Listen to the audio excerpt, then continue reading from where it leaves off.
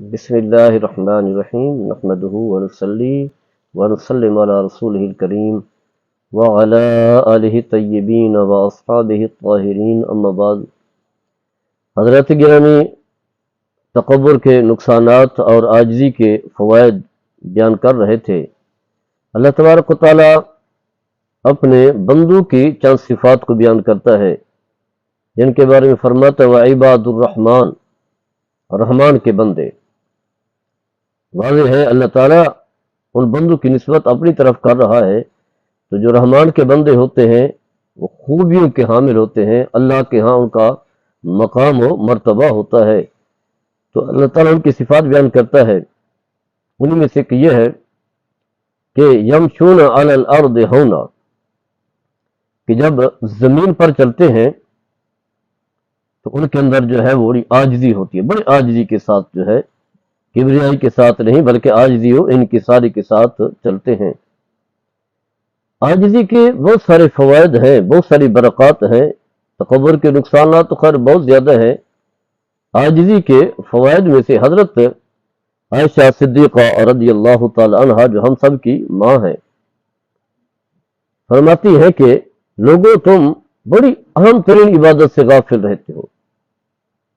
وہ کیا ہے؟ فرمایا التواضع، عاجزی جو ہے یہ بہت بڑی عبادت ہے، اور حقیقت بھی یہی ہے کہ ہمارے ہاں بہت سارے اعمال ایسے ہیں کہ جنہیں ہم اہمیت ہی نہیں دیتے۔ عاجزی جو ہے ایک ایسی عظیم عبادت ہے کہ جو کئی عبادات کا ذریعہ بن جاتی ہے، کئی عبادات اس سے حاصل ہوتے ہیں۔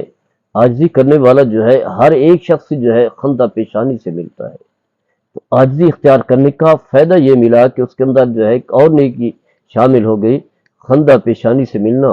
نبی کریم صلی اللہ تعالی علیہ وسلم نے فرمایا کہ خندہ پیشانی سے ملنا بھی صدقہ ہے۔ اور پھر عاجزی والا جو ہے ہر ایک سے ملتا ہے، ہر ایک سے ملتا ہے، چاہے وہ غریب ہو یا امیر۔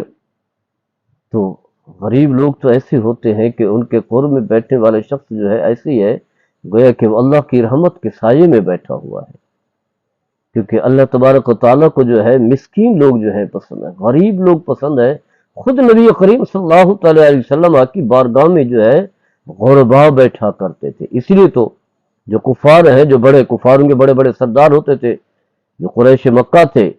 جو بڑے بڑے سرغنہ تھے، وہ کہتے ہیں ان کے پاس کیسے بیٹھے؟ ان کے ہاں تو فلاں سلمان فارسی بیٹھا ہوا ہے، بلال بیٹھا ہوا ہے رضی اللہ تعالیٰ عنہ، اور دیگر جو غریب صاحب ہیں یہ بیٹھے، ہم کیوں بیٹھے؟ تو نبی کریم صلی اللہ تعالی علیہ وسلم جیسی عظیم ہستی جو ہے وہ بھی غربا کے پاس جو ہے بیٹھتی تھی۔ اس کے علاوہ جو ہے بزرگ لکھتے ہیں تواضع کے حوالے سے، عاجزی اور انکساری کے حوالے سے فرماتے ہیں کہ عاجزی والا جو ہے وہ حق کو فوراً قبول کر لیتا ہے۔ عاجزی کی برکات یہ ہے کہ جب ہی اسے عاجز آدمی کو جو ہے نیکی کی دعوت دیں، برائی سے روکے، تو فوری طور پر جو آپ کی بات کو مان لیتا ہے، اسلام کی دعوت دے، کلمے کی دعوت دے۔ نبی کریم صلی اللہ تعالی علیہ وسلم کے ہاتھ پر اسلام لانے والے، بیعت ہونے والے، بیعت اسلام سب سے پہلے جو ہے وہ تو غربا تھے۔ یہی نبی کریم صلی اللہ تعالی علیہ وسلم نے فرمایا کہ غربا جو ہے، اسلام جو ہے وہ غربا کے پاس ہے، غربا یعنی اسلام میں داخل ہوتے ہیں، فرمان کے لیے خوشخبری، اور آئندہ بھی اسلام جو ہے غربا کے پاس رہے گا۔ ہر دور میں انبیاء کرام کی باتوں کو ماننے والے جو ہے وہ غربا تھے، مساکین تھے، عاجزی انکساری والے تھے۔ امیر لوگ جو تھے وہ تو سمجھتے تھے کہ اگر ہم نے ان کی بات کو مان لیا تو ہمارا سارا غرور ختم ہو جائے گا، ہماری بادشاہت، ہمارا روب دبدبہ ختم ہو جائے گا۔ اس لیے متکبر آدمی جو ہے حق بات کو نہیں مانتا۔ عاجزی اختیار کرنے والا جو ہے فوری طور پر جو ہے وہ حق کو قبول کر لیتا ہے۔ اور پھر فرمایا کہ وَالْعِزُّ فِي التَّوَاضُعِ، حقیقت یہ ہے کہ عاجزی کے اندر جو ہے عزت ہے، قدر و منزلت ہے۔ فرمایا فَمَنْ طَلَبَ فِي الْكِبْرِ فَهُوَ كَقَطَلُّبِ الْمَاءِ مِنَ النَّارِ، فرمایا کہ جو شخص جو ہے متکبر بھی ہے، تکبر کرتا ہے اور کہے کہ مجھے عزت ملے گی،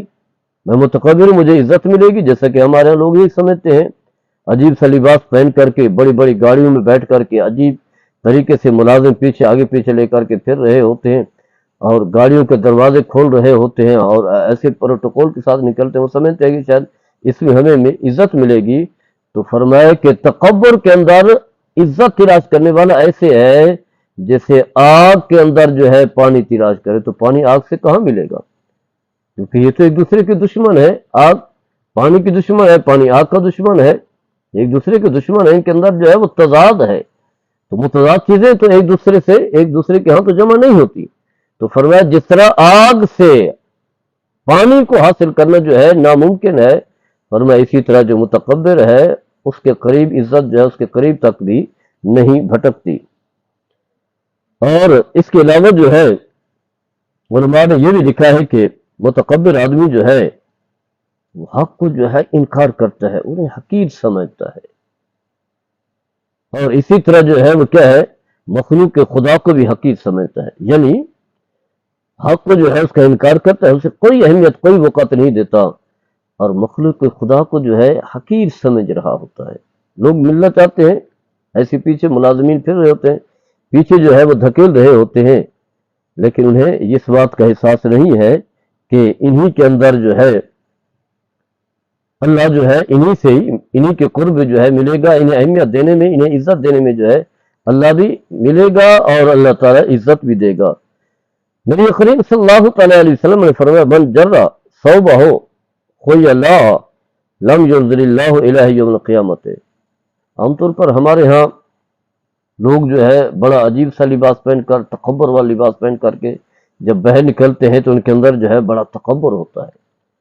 پہلے لوگ ہم دیکھتے تھے خاص کر کے دیہاتوں میں جو ہے بڑی بڑی چادریں زمین پر گھسیٹ کر کے جو ہے چلتے تھے۔ آج کل جو ہے ایک عجیب سا لباس پہن کر کے، یعنی جدید لباس جو ہے پینٹ شرٹ ہے یا اس سے اوپر جو ہے وہ لباس پہنا ہوا ہے، ٹائی لگائی ہوئی ہے، تو اس طرح کا لباس پہن کر کے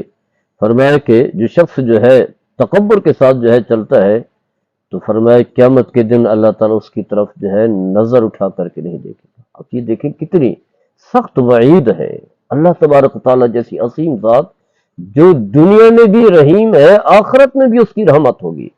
دنیا میں بھی رحیم ہے اور آخرت میں بھی رحیم ہے، دنیا میں بھی رحمان ہے، آخرت میں بھی رحمان ہے، لیکن کچھ بد وقت ایسے ہوتے ہیں جو دنیا میں رہ کر کے اس طرح کا رویہ اختیار کرتے ہیں، تو اللہ تبارک و تعالیٰ قیامت کے دن ساری مخلوق موجود ہوگی، اللہ تعالیٰ اس کی طرف نظر اٹھا کر کے نہیں دیکھے، اس کی کتنی بدبختی ہے۔ اور پھر نبی کریم صلی اللہ تعالیٰ علیہ وسلم نے فرمایا لا يدخل الجنت من كان في قلبه مثقال ذرة من کبر، فرمایا جس کے اندر رائی کے دانے کے برابر معمولی سا بھی تکبر ہے، یعنی ایک تو لوگ بڑے متکبر ہوتے ہیں، اور انسان کی کوشش ہونی چاہیے کہ اگر کسی بڑے عہدے پر بڑا جمع ہے تو یہ عہدہ جو ہے یہ تکبر دیتا ہے۔ پہلے تو حدیث کا آپ ترجمہ سماعت فرما لیں، نبی کریم صلی اللہ تعالیٰ علیہ وسلم نے فرمایا کہ جس شخص کے اندر رائی کے دانے کے برابر بھی تکبر ہے وہ ہرگز جنت میں داخل نہیں ہوگا، کسی صورت میں جنت میں نہیں جائے گا۔ جنت جو ہے یہ عاجزی والے لوگوں کے لیے ہے، غرباء کے لیے ہے، مساکین کے لیے ہے، اللہ کے احکام کو بجا لانے والوں کے لیے ہے، اور حق کو اپنانے والی ہے، حق کو اپنانے والوں کے لیے ہے، حق کو ماننے والوں کے لیے ہے، تکبر کرنے والوں کے لیے نہیں ہے۔ اس لیے